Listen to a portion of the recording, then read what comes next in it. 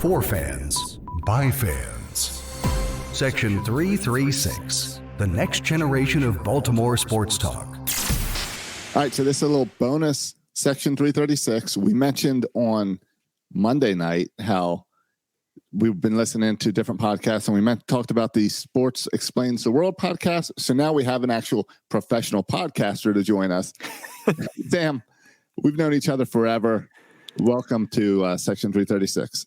Josh, it's great to be here, man. I feel like, I will say for me, you guys are a huge part of my podcasting, family. Is that too weird to say? We, on the Baltimore Sports Report Network, we used to call each other sister wife podcasts.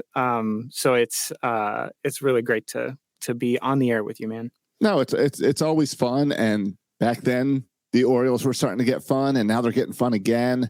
Yeah. And but now it's like, now I look up, you've got your own profile in an Apple podcast app. You can click on Sam Dingman, and it shows you 10 different shows you're working on. So, I mean, you're just this professional podcaster now.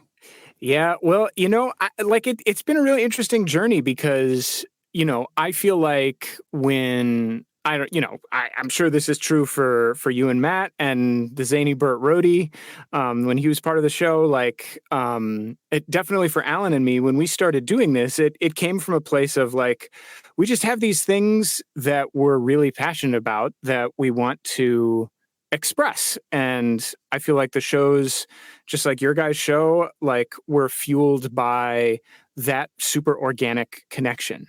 And I had an opportunity a number of years ago at this point to go to work at a podcast network. And I feel like, and through that, I have been able to continue working in podcasting as a job, which I'm very grateful for. But a thing that's been interesting about that journey is I often feel like networks are trying to manufacture that organic connection that is something that I feel like, if I may, we've all understood since the first time we switched on the mics and started talking about the Orioles. You can't fake that. And I feel like a lot of corporate podcasting, let's call it, is trying and failing to fake it. You are absolutely correct. And that's in my notes. So we'll get to the fact that you clearly, this is stuff you're passionate about. I mean, yeah, 336, this is our 11th season. It's 10 years of doing this show. You guys were going back then. It's exciting to see Baltimoreans back. So everyone should be resubscribing if you deleted that off your podcast app because of years of it being quiet. Yes. It's back. So make sure you're checking that out. It would be understandable if you unsubscribed. We often feel, talk about faking it. We often feel like we are being inauthentic because our tagline is the home of the all-weather fan. And during some of the lean years, we definitely ceased releasing episodes. So. Hey, right. We stuck with episodes, but it got tough to talk Orioles. It's definitely we've always been a podcast where life pours into our podcast, and the brother relationship helps and makes it easier. And we've purposely keep stuff from the other person, waiting to share it on the podcast and stuff. And we've done that our whole life because we grew up listening to hot talk radio that progressed into podcasts, and where it became, you want to feel like you're part of that family. Yeah. And honestly, dude, I know you guys know this. I feel like that is good podcasting. That is good radio. That is that quality of surprise, that sense that at any moment something might be said that, if it's two people on the line, one of them wasn't expecting, and then you have to hear them react in real time. And that whole thing is anchored by the fact that the subject matter is a shared love of something like the Orioles. That is the alchemy of it. It's actually not any more complicated than that. And I feel like so many people don't understand. But you're right. Corporations, we've all watched podcasting grow, and as it grew, every corporation that thought, oh, I needed my own podcast. Allstate Insurance needs a podcast. City needs a podcast. All these people have decided they need their own podcast, and it comes across as a big PR push and not something really genuine and something that you care about.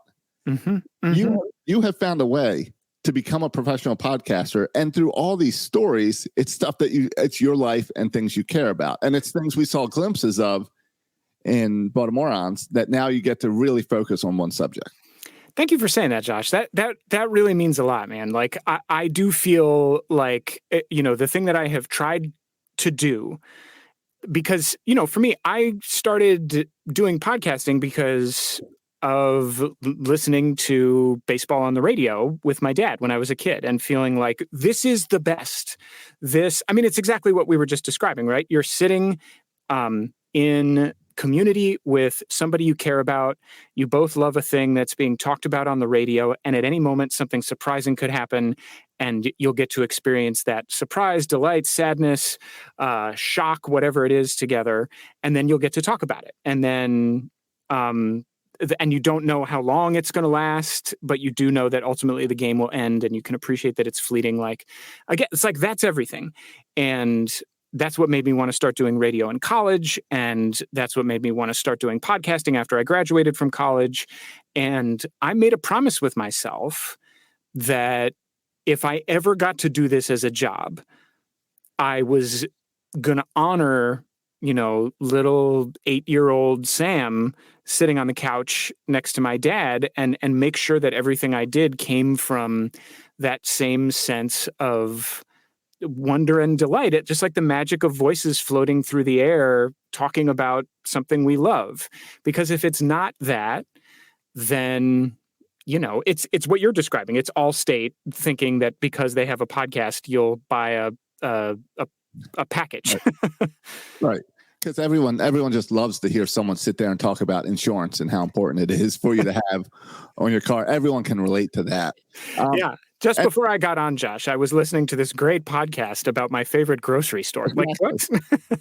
But it's like you go on the podcast app and it's like the CIA has an official podcast. It's like, why? Why? It makes no sense. That is insane. There are, what's the one I saw the other day? There was... we're very through the looking glass when you see things, like true crime podcasts are obviously very big.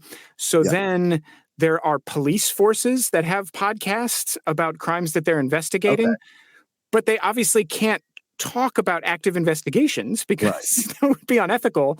So it's like, they're just trying to like wave a flag that says true crime and be like, and we're the police, so don't you want to listen to this? But they can't tell the story because it would be illegal for them to talk about the story.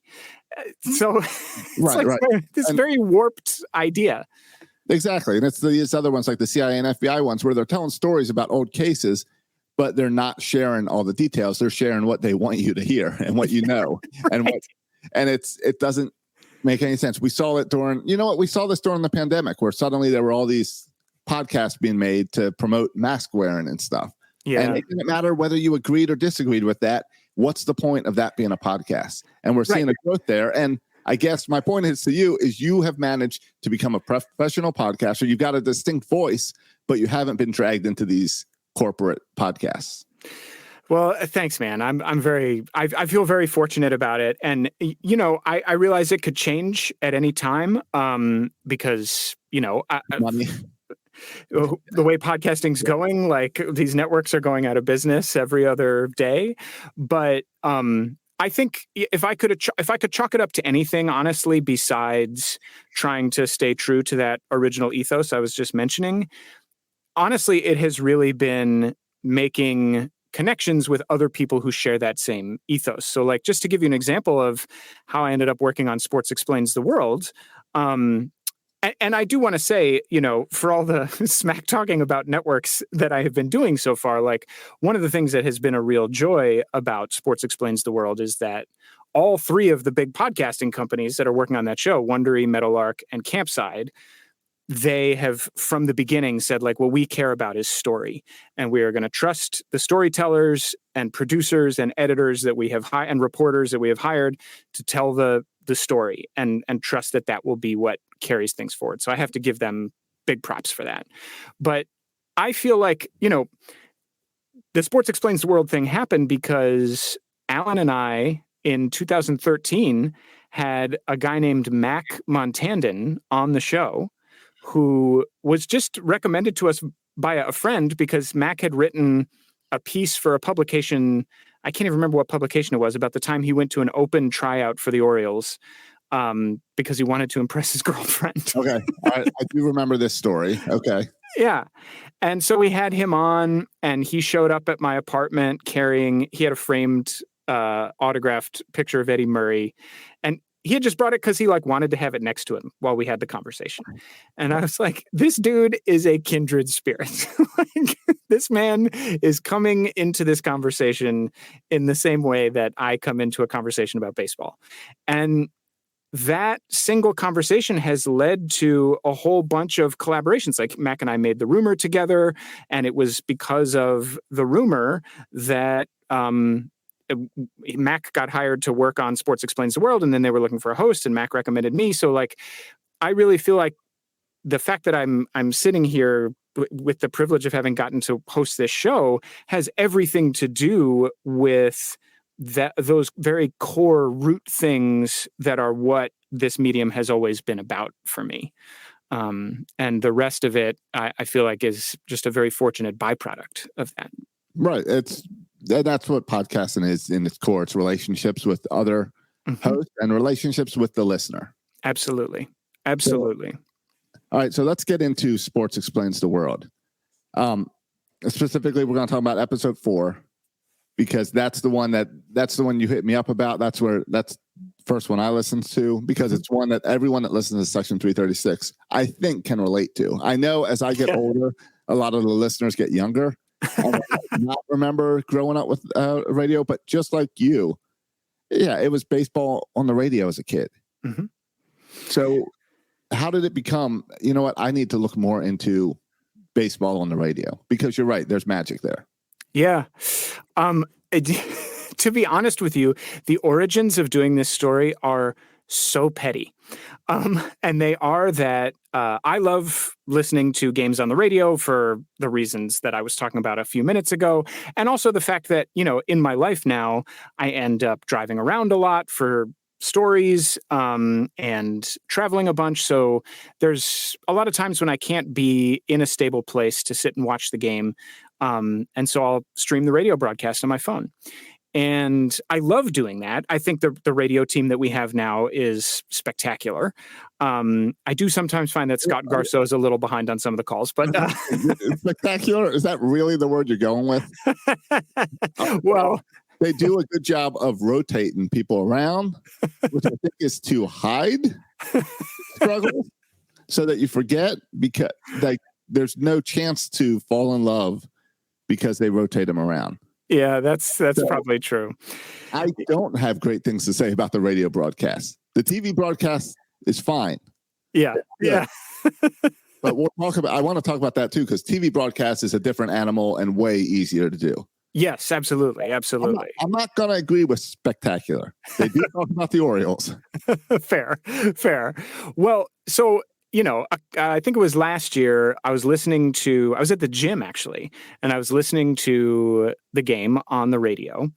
And folks listening to this who listen to the radio on the MLB app have probably noticed that I think it was a couple years ago, MLB sold the ad slots between innings and pitching changes and stuff to a company called Odyssey. So it used to be that, if you listened to the Orioles broadcast, when they went to commercial, you would just hear the same commercial that was airing on local radio, even if you were not in the place where the game was taking place. Now it's not like that anymore. They actually switch streams, and Odyssey, this ad company, dynamically inserts ads that they think you will be interested in hearing. So, I was a little annoyed by that, just because it felt like one of the reasons I liked listening to Orioles games on the radio is because I liked hearing Baltimore ads. Yeah. Like it made me think about home, But right. Okay, I understand why they came up with this idea to serve local ads dynamically. But what infuriated me is that they would often let the ads run longer than the allocated break in the action. So because I guess they had some clause in the contract that the ads had to play all the way through, regardless of whether or not the game had started again. So you would have this experience of, it would be the end of the top of the third inning. There would be an ad break. You'd hear these 3 ads, and then you would come back from the ad break, and there would already be 2 outs in the bottom of the third. Right. And I was like, why? This would never happen on TV. They would never allow that to happen on television. And in my mind, they were doing it because they felt like radio doesn't matter as much. And I can't prove that that's true, but it just got my back up. And it made me want to get in touch, I suppose, with why radio really does matter. And so that was the jumping off point, was this petty outrage. I totally understand that because I'm in Florida now. So okay, I get the same thing because I'm streaming all these games, and they even the MLB app will do it a little bit with the video. But you're right, it is irritating, and I do miss hearing the SK commercials and Food Line and stuff that's up there. Yeah, for the broadcast. Yeah, I don't. There was something about, like, obviously I couldn't go to Royal Farms in Brooklyn, but it was nice to hear, real fresh, real fast. And then, honestly, it would make it so that every time I did drive through, you wanted chicken. Yeah, I would go get some fried chicken because I would be like, I'd been hearing the ad all summer. So yeah, it started from this petty outrage. All right, so it started from frustration. And I think I totally get that, and I side that. But we've talked a lot on 336 over the years, and I'm sure you guys did as well as Baltimoreans. When you talk about your childhood and baseball, it's impossible to not talk about listening to games on the radio. Yeah, because we all fell asleep with the radio under our pillow. Yeah, we all had the radio on out in the yard doing whatever, because these kids are spoiled to have the video of the phone in your pocket as you're out in the yard. Oh my God! I mean, I wouldn't get anything done if I was a kid today. And that's probably why I get irritated at my own kids. Right. That's the generation now. That baseball, and I mean, especially growing up in that area with WBAL broadcasting the Orioles, back then, that broadcast strength went forever. It didn't matter if you were in the mountains of Pennsylvania, Southern New York, you were getting WBAL and you were getting the Orioles. Yeah. And whether it was Chuck Thompson or Jon Miller, whoever it was for us growing up, it was, and in one point in the podcast, you mentioned Jon Miller said that his goal was to be good company to you. And that's what the Orioles were to me. And that's what I explained to people now living out of state, when people are like, man, you're a big Orioles fan. The Orioles are part of my family and part of my life. It's unavoidable. Yeah, absolutely. Absolutely. Josh, I agree so much. And just to go back to that anecdote that you shared about, like, taking a radio to bed with you, I cannot tell you the number of people that have reached out since this story came out to share a memory of their parents saying, like, okay, it's time to go to bed. You have to turn off the game, and being like, okay, sure, I'll do that. And then taking a portable radio upstairs to bed with them. I mean, this is obviously, people of our age or older generally. Yeah. And putting the radio under their pillow or like under the blankets and turning it on just low enough so that they could still hear this voice. And the thing that's so powerful about that voice is, sure, you want to know what's going to happen in the game. You want to know how the game ends, obviously. But the other thing is, when you're a kid at that age, so much of your life is having to do stuff that you don't want to do. You don't want to do your homework. You don't want to go out to dinner with your parents' boring friends. You don't want to, play with your sibling who doesn't like the same stuff as you, whatever it is. And you don't want to have to go to bed when other people say you have to go to bed. And baseball represents everything that you dream of. Baseball represents glory. It represents connection. It represents exhilaration. And so the idea that you're told you have to go to bed, but you can take this radio upstairs with you and you can maintain that connection to this other world is the most precious thing.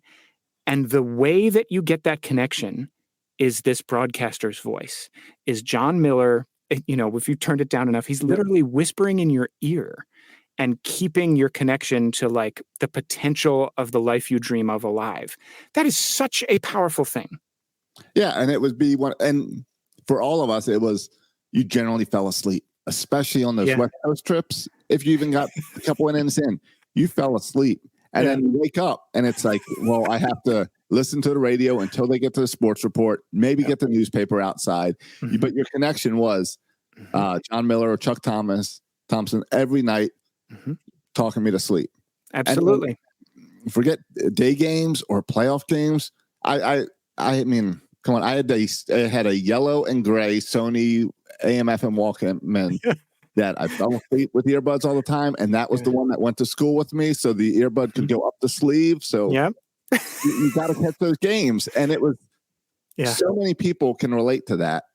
Yeah, to learn more about the broadcasting through your show or through your episode was a little mind blowing for something that's been so intimately a part of my life that I haven't really dug into. Yeah. Well, one of the first things I learned, so the jumping off point for me was to try to understand what is Jon Miller doing? Right. When he talks into the microphone and you just instantly get this feeling of warmth and ease and comfort and gratitude. Your body is like flooded with these feelings the second you hear his voice. Like, what is that? How is he doing that? That was kind of my jumping off point. And one of the interesting things that came up for me as I began my research, and maybe you knew this, I didn't know this, is that at the very beginning of baseball on the radio, the person in the booth who was broadcasting the game was essentially doing radio theater. It was a guy in a radio booth, not at the ballpark. He had a set of props. So like it was like a pencil and a wood block to mimic the sound of a bat crack. He would have pre-recorded crowd sound effects, pre-recorded like umpire sounds, people shouting and stuff like that. And he would have a Western Union ticker. And there would be somebody at the ballpark sending these little codes to him. So it would say like B10, and that means ball one outside. And based purely on this little snippet of information, this guy in the booth, plays some crowd sound and, mimics the sound of a ball hitting a catcher's mitt and says ball one outside. And then he gives some like facts about the pitcher and stuff. And he's inventing this whole scene in his head as he waits for the next little snippet of information to pop out of the ticker. I mean, what? That's extraordinary. The idea that somebody could do that. And these guys were so popular. I spoke to Kurt Smith, a broadcast historian, about this, who told me all these stories. These guys were so popular that in one case, it actually was the guy who did the Washington Senators games, people would, instead of going to the game, they would stand outside the radio studio where he did his reenactments. They were called reenactments, and just watch him. Like if you imagine like the Wizard of Oz behind the curtain, like, spinning the knob and like blowing the fog machine and like doing all that stuff. That's basically what this guy was doing. And people loved the experience of listening to him so much that they wanted to come watch him do it live. No, that was new to me, and that I learned from this episode. It's mind blowing that then because I can kind of see that, and I can like, all right, well, he's telling a story. No one knows what really happened. But then for it to transition to real people telling you what's going on, and it still has that storytelling flow. Mm-hmm. It still is like someone reading you a book to bed. Mm-hmm. There's a special flow about it. And these guys, you talk to Jon Miller, you talked to Fred Manfra also, right? Talked to Fred Manfra. That was particularly amazing because like he, everybody kind of knows Jon Miller's voice because he did the ESPN games for so many years. Right. And Andy Freed, who's the other guy I talked to, is the current Tampa Bay Rays play-by-play guy. Yep. He's still working now, so like it's more likely that if you're somebody who listens to games on the radio, you've heard his voice. But Fred is really the bridge kind of between these eras, because he worked with Chuck. And then he did the games with Jon for a long time. And then he kind of handed it off to Joe Angel who folks a little bit younger than us, Joe was probably their entry point to listening to Orioles games on the radio. So Fred lives in this interesting midpoint when, by the time Andy and guys of his vintage, the current vintage, started doing it, there's ways that broadcasting games has gotten a lot easier because, they're watching the game from the press box, but they also have video monitors in the booth. And so like when it comes to things like identifying the pitch that's thrown, they can see the break on the curveball. But one of the things I talked about with Fred, this actually didn't even make it into the piece, is I would say like, Fred, how did you know if it was a slider or a slurve? How did you know if it was, like fastball changeup? Yeah. I could get how you could see that, but like, how did you differentiate between the pitches? And he goes, you just kind of say what you thought it was.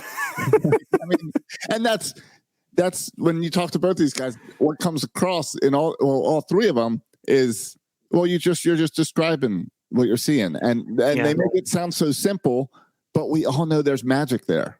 Yes, and it's as good as the athlete who it's like any of us can go out and hit a baseball, but it takes someone. But then you go to the majors, and then you're like, oh well, no one can hit a baseball. These few people can hit baseballs, and it's the same thing with this broadcast crew. Yeah. You and I do podcasts, play by play. Totally different. Maybe I could cut it on TV because TV is a lot easier. You don't have to describe everything. Right. Radio, there's no way. People would get mad because I can't tell the story of what I'm watching. Yeah. Well, and I mean, you hear about this in the piece as well, but Alan and I on Baltimoreans actually tried a few times to do live play-by-play broadcasts. Yep. And the thing that we discovered instantly is because we came up as podcasters, the stock and trade of podcasting is commentary. You're trying to be clever, you're trying to be witty, you're trying to be engaging. You're not describing the thing, you're talking about the thing that already exists by and large. In talk-based podcasting. Like narrative documentary is a little bit different. But that skill doesn't translate to baseball on the radio. I mean, maybe it does if you're doing Ben McDonald, maybe. Exactly. But you notice they never really let Ben McDonald do play-by-play. No. Even when things got slim there a few weeks ago, he did not. Right. He was not the guy. Even then. And so like, one of the moments in the piece is I remember listening to the radio one day and it was Joe Angel and Ben McDonald. This is, I want to say 2014, 2015. And there's a fastball that gets blown by some batter. And Ben McDonald in his like beautiful Louisiana drawl comes in and he says like, well, that pitch reminds me of Linda Ronstadt, just blew by you. And I mean, it's a great line. Shouts to Ben McDonald. But the lie of that was that I heard that and thought, oh, the skill is similar. It's can you make a pun? It's can you riff? It's can you, try to be clever and ironic and have a little bit of distance from what's actually happening. And Alan and I try to do that in our broadcasts. It fails miserably. And ultimately, and I not to be dramatic, but I find this quite profound. What the true skill of broadcasting is not taking distance from the game. It's letting yourself be incredibly close to it. It's letting yourself pay incredibly close attention and just describing what you see and letting that be enough. And letting something be enough, especially in our modern frenetic, algorithmic culture, nothing is enough. And the idea that these guys, and increasingly women too, which is great. Side note, I did email Melanie Newman, I think 7 times to try to get her to be part of the project and didn't work out. But that goes back to that spectacular. Yeah, you don't like Melanie's dad jokes? I like Melanie's dad jokes. I do like Jeff Arnold on the radio right now. I will say that. Yes. It's nice to see a friend succeed and move up there. And I like Jeff Arnold there. Mm-hmm, I'm not so crazy about the rest of the team on the radio. Yeah, fair. But you know what I mean? Like to have the ability to take yourself and your own desire to put your signature on what's happening, but instead surrender to the idea that you are just a vessel for what's happening. Your voice has to become the game for that person who is doing the modern day equivalent of putting the radio under their pillow. That is a really, I'll say it, like sacred responsibility. And it has nothing to do with cleverness. It has nothing to do with, cleverness helps, but what it really has to do with is like being a servant of the moment and surrendering to a higher calling. Yeah, and it's different on the radio, because on the radio we saw this trend in the 90s, and now it's all what they do on TV. Mm-hmm. And I really think it started back with 2131. When the TV broadcast, Chris Berman, who's a joke to sports broadcasters now, Chris Berman was the biggest thing. He got that call. Yeah. And when Cal did his lap, he shut up.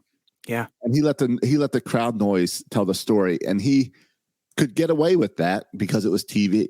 And since then, we saw the transition in TV broadcasters to more commentary and let the story tell itself. And you see it in baseball and you see it in football, where they're letting the pictures tell the story. Mm-hmm. The radio, and it's probably a corporate decision, where the radio has tried to do that same thing. Yeah. Where they and it's like you were saying, radio's not as important. So they're trying to go cheaper with less talent, younger guys, and trying to paint this picture with the crowd noise, and it doesn't do it. You need the crowd noise, but you need someone to tell me what that pitch did. Exactly. We've seen the crowd. The crowd cheers loud at every fly ball, whether home run or not. Someone's got to paint this picture and take themselves out of it at the same time. Yeah, absolutely. I agree completely. And an anecdote that Andy Freed told me during our interview is something that Vin Scully either said in an interview or told Andy directly. I can't remember which it is, but that Vin, who's obviously, the greatest radio broadcaster of all time, probably, he said once of the crowd noise, it is the chorus that accompanies your lead singing. So, the broadcaster's voice is meant to ride on the crest of the swelling and receding and pops of energy of the crowd, but they work in harmony with each other. You can't let one or the other dominate. It's that the two have to exist in this dance with each other, which I think is why we talk about this a lot in the piece, why we think of a lot of these broadcasters as having a music to their voice. I mean, any of us could probably, whether it's we're joking about with Ben McDonald, who, I think we can agree is maybe not the best radio presence of all time. But we love him on TV, and we love the commentary side. Yes. And we can all kind of mimic the music of his voice, because on some level he does, when he's doing radio, he understands that thing of I just blew by you, he has developed a music because he understands that I can't believe I'm using Ben McDonald as an example of a great broadcaster right now, but he understands this idea that the broadcaster's voice and the crowd have to kind of exist in this give and take a little bit. And that is it's a very, very delicate art.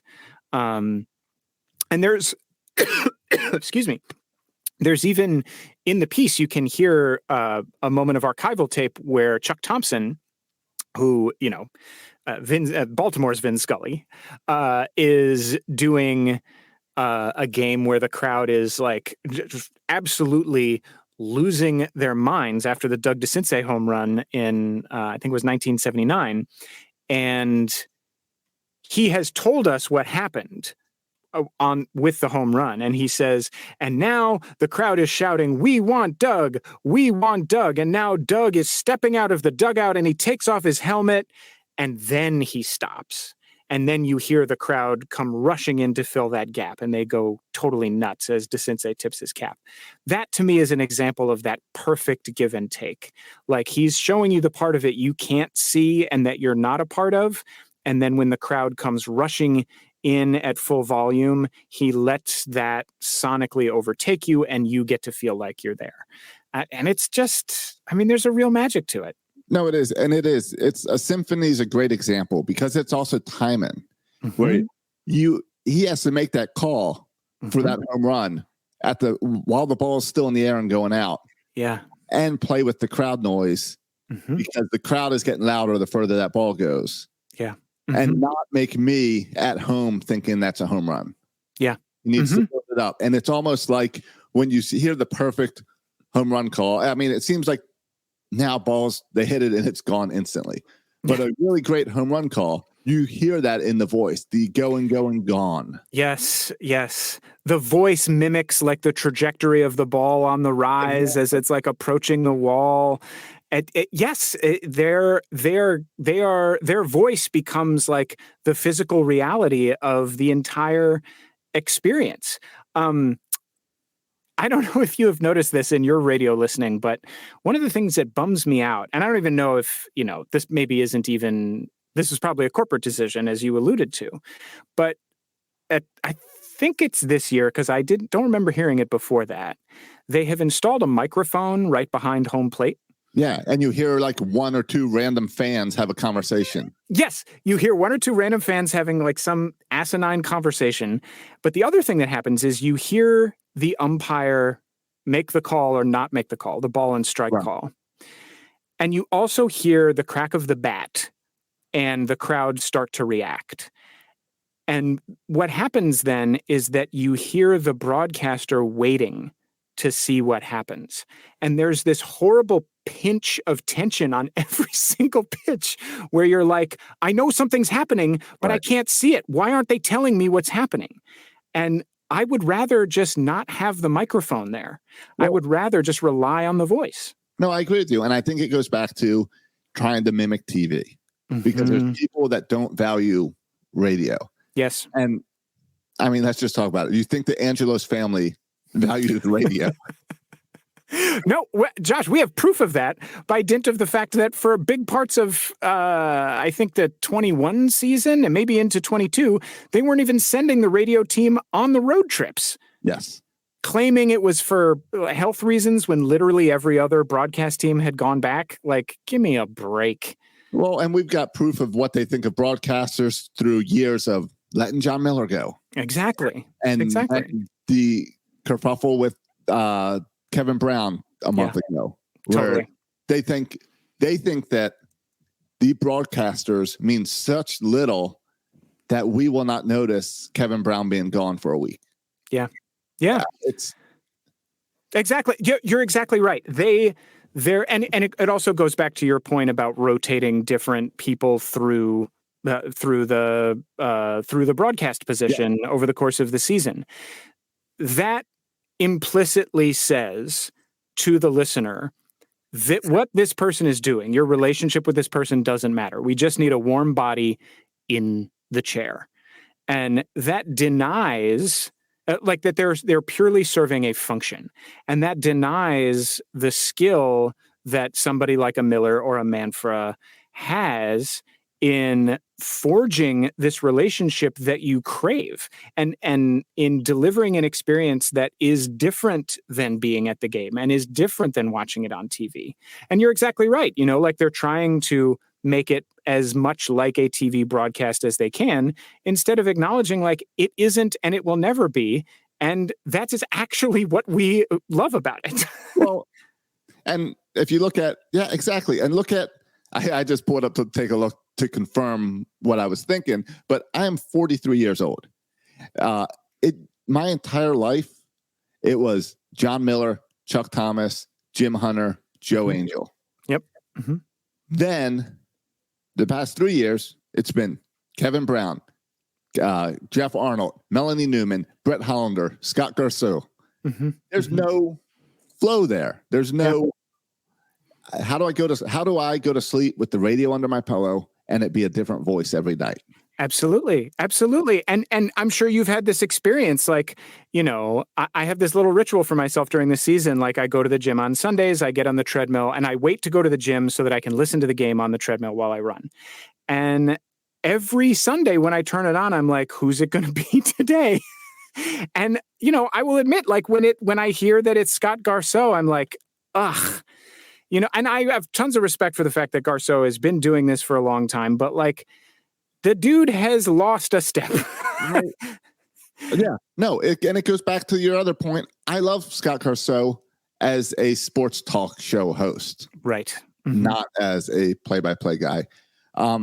Like you, I grew up without HTS because you had to pay extra for home team sports. Exactly. So we didn't. We had this TV where you could press and hold the buttons, and it would somehow give me like a black and white partially scrambled game, and we'd watch that, but it was with the radio broadcast. Yes. And yes.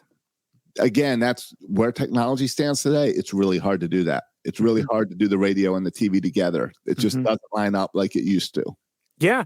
I mean, I have tried to do. That's another thing that I've gotten so many emails about since this piece came out, and it makes me so happy because, for people who grew up like you and I did, if you weren't at the game, the idea that you could see what happening was like a bonus. The radio was like the primary source for the story if you weren't physically at the game. And we used to do that same thing where, like, if it happened to be a night where we could see the game on TV for some reason, we turned the volume down and we had the radio going next to it because, like, it didn't feel like we were really experiencing the game unless Jon Miller and Fred Manfra were telling us about it. And I have in my adult life recently tried to replicate that experience, and you actually can't do it because they purposely delay the radio signal. Yes. So that it's sometimes up to like 2 full minutes behind what's actually happening so that they can accommodate the advertising. Right. And that's what I was going to ask you is what's with these delays if it's advertising? Because it's also like the MLB app versus watching on Masson, they're delayed. And the Masson app is delayed even later than that app. And there's all these delays. So you can't have that come together. Everyone's watching this moment at the same time.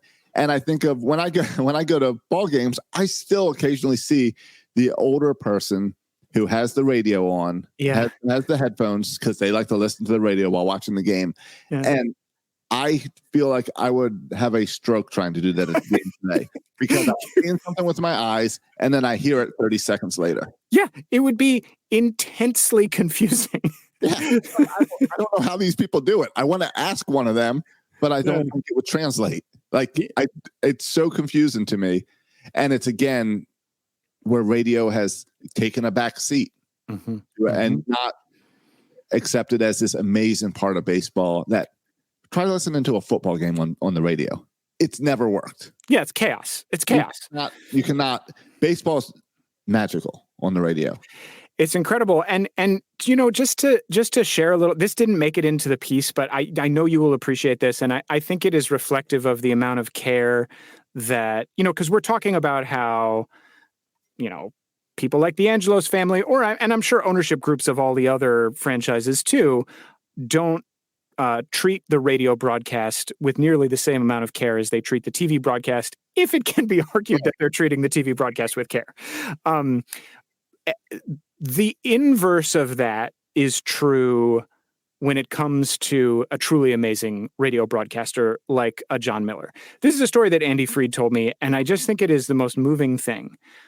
When Andy Fried was coming up, and he grew up in Baltimore as an Orioles fan, and Jon Miller he just admired Jon Miller so much because Jon Miller was calling the games on the radio, and as we all know, he's maybe one of the best there has ever been at doing this. Yeah. So Andy gets, he's been practicing broadcasting, as you can hear in the piece. Like, we have archival recordings of him practicing broadcast when he's 12 years old in his bedroom. I love that. That was awesome to hear on the podcast. It was very generous of him to share those. And so he's been doing it since he's a little kid. He goes to college, studies radio broadcasting, spends all his time at the radio station. And then finally, he gets himself into a position where there's like an internship or apprenticeship program, and he gets to go to, I can't remember if it was Memorial Stadium or Oriole Park. I think it was Memorial Stadium, and sit in the press box and just kind of like take it all in. And so Jon Miller says to him, while you're there, bring your tape recorder and just practice doing a broadcast while you're watching the game. And after the game is over, I will come down and listen to the recording and critique it with you. So this is after Jon Miller has spent an entire day preparing for the broadcast, has just broadcast, in that era, probably a 3.5-hour baseball game. And he comes down and he sits with Andy until, 1:00 in the morning, listening through to the recording Andy has just made of the broadcast he did, stopping it and starting it and saying, like, I was really great right there. The way you set the infield, I could really see it in my mind. See, in that moment, you got too hung up on like talking about, the outfielder's stats, and you didn't, talk about the fact that the third baseman was sneaking in because he was anticipating the bunt. Like, he sits there for hours with him and does this because he knows how important it is to the fans for Andy to get as good as Jon is. And like, there's just so much love and reverence that goes into that. And I just think it's really profound and such a shame that it's not being supported in the way that it used to be. Yeah. And I guess, it's no surprise that radio's taken a back seat. I think it's also part of the in-houseness of reporting that now the Orioles own the radio broadcast, the TV broadcast, the print, everything, which means there's no competition. There's no reason to do it better. Yeah. When you control it that way. But, right. But your story really just, all that tells it. Yes, it tells you about Jon Miller really cares about this and wants it to get better. But it tells you how much of an amazing person Jon Miller is as a human being. Yeah. Yeah. Like that for no reason except that to be nice. Right. Exactly. And because, I think he understands, he says in the piece, Andy says in the piece that he got the phrase good company from Jon. Jon says he didn't make it up. But I do get the sense that the idea of being good company is at the very core of Jon as a person. And for him, it goes back to the fact that he, and this is me speculating about this. This is not something that he said. But something that was really interesting to me in talking to Jon, in talking to Fred, and in talking to Andy is that when they were kids and they wanted to talk about baseball all the time, wanted to practice broadcasting baseball, in their families, they didn't necessarily have anybody else who wanted to do that with them. So they just did it by themselves. And that's part of how they became so good at it. And so baseball was their companionship.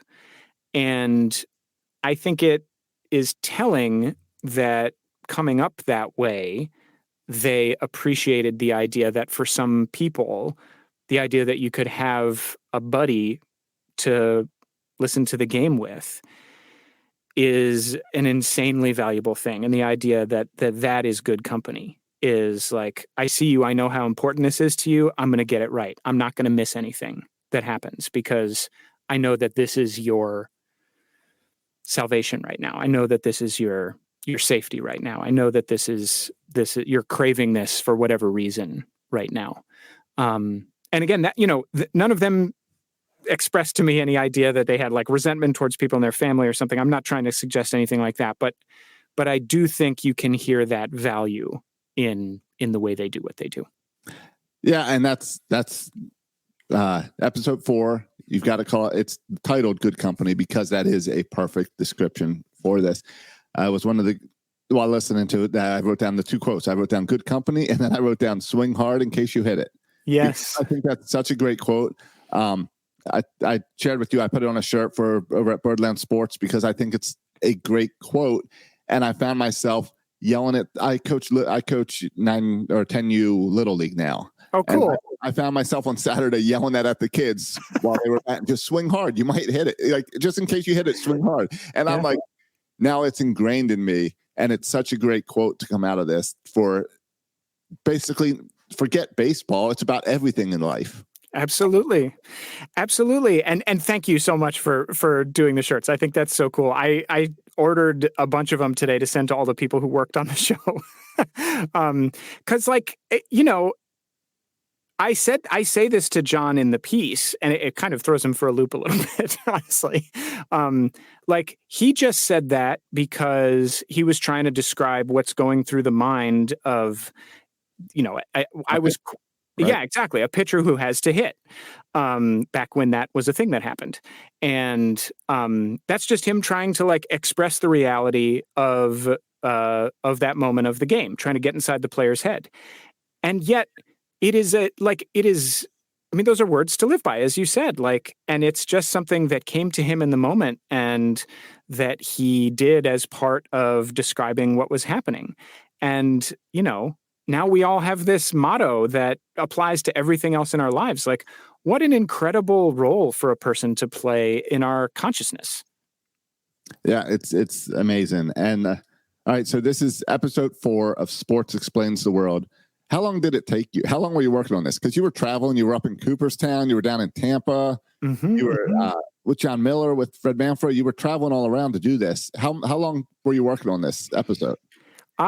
All told, I would say it took me about 10 months. And to be honest, doing the interviews was a big part. Booking the interviews was an adventure because, these are not super easy guys to get in touch with. But the thing that took the longest, honestly, was the writing. Was wanting to make sure that I was capturing not just the facts of what I learned, but the reason, in my opinion, that it all matters so much. And so I got to work with Mac, who I mentioned earlier, which was a huge blessing. And we went through, 11 or 12 drafts of the script to really hopefully find what it was really about, which I think is this attempt to understand at a deep level what good company really means. Yeah. And not to mention you're interviewing these guys that you spent your childhood with. You really didn't want to embarrass yourself coming across. Yes. Yes. I still managed to in a number of scenarios, but I'll never forget. We had Jim Palmer on the podcast once. Oh my God. Jim Palmer. I mean, we're having this great conversation. And then just to wrap up, I asked him about the underwear ads. And everything nosedived at that point. Oh, no. It was like, I thought he would have a fun response, but it was just shut down the interview type response. And so I'll never forget having a guy like that. And it's I need him to be comfortable, him to have this and have fun with this.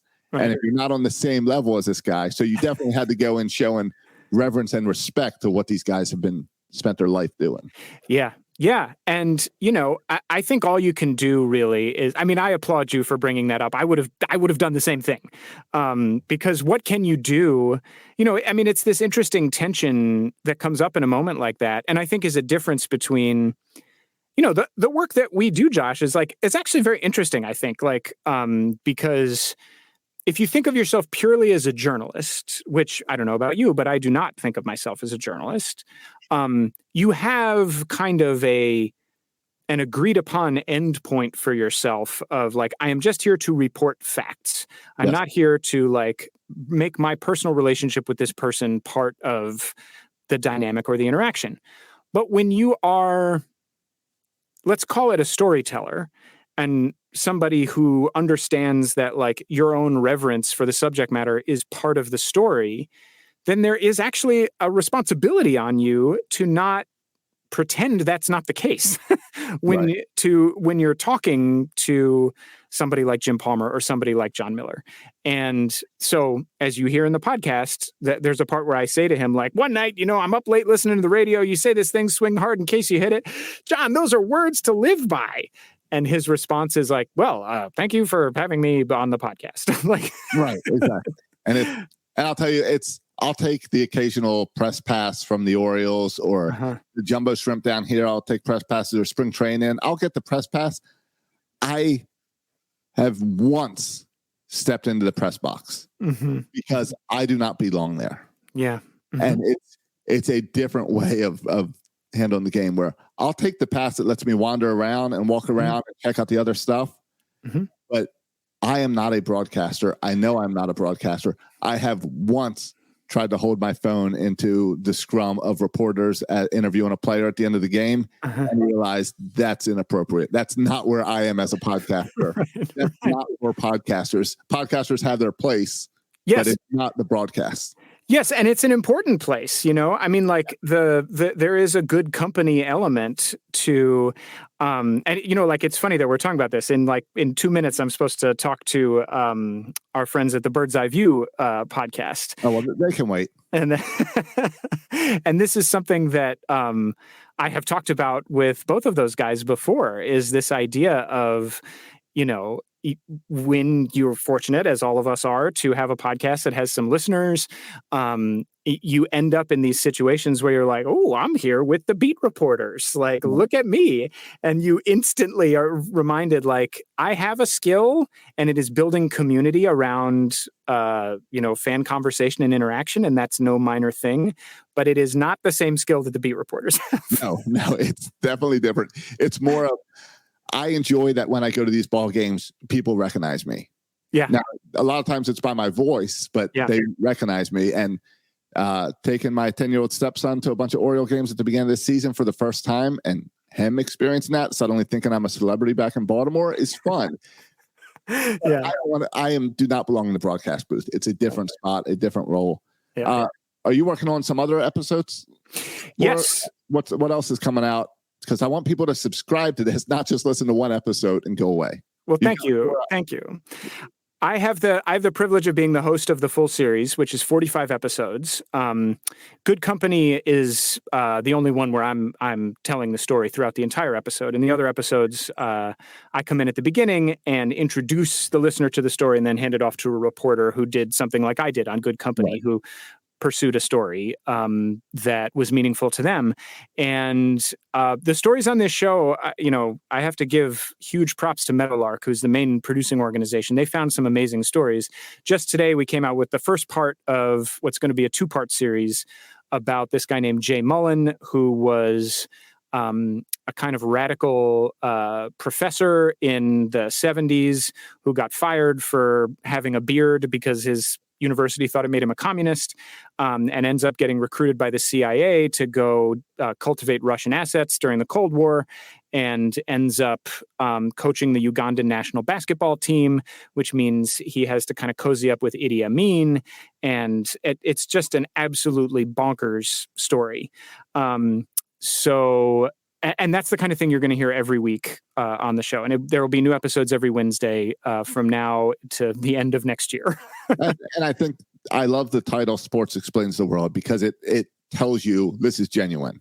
This is like we talked at the beginning about the Orioles. It's more than a baseball team to these people. Exactly. It's very, just like we're talking about is core to being Good Company as a broadcaster. Like, this is a very earnest show. It's not that kind of sports programming that's like, hey, like stupid, like air horn, like, whatever. It's very not sports talk radio of the kind somebody might think when they see it's a sports podcast. Like, this is earnest, really thoughtful storytelling about the parts of sports that are really just the parts of life. That's awesome. All right. Well, Sam, I know you got to go with Jake and Scott and do their thing over there. But thanks for hanging out with me for an hour and sharing about this. I want everyone to go check out Sports Explains the World, specifically episode 4 right now, but subscribe and then they're just all there. You can listen to all the episodes. As everyone listening to 336 knows, it's a podcast. It's how it works. Yeah. And while you're also in that podcast app, add Baltimoreans. because it's a great another play to listen to Orioles, but also from a completely different angle than I think everyone else is doing.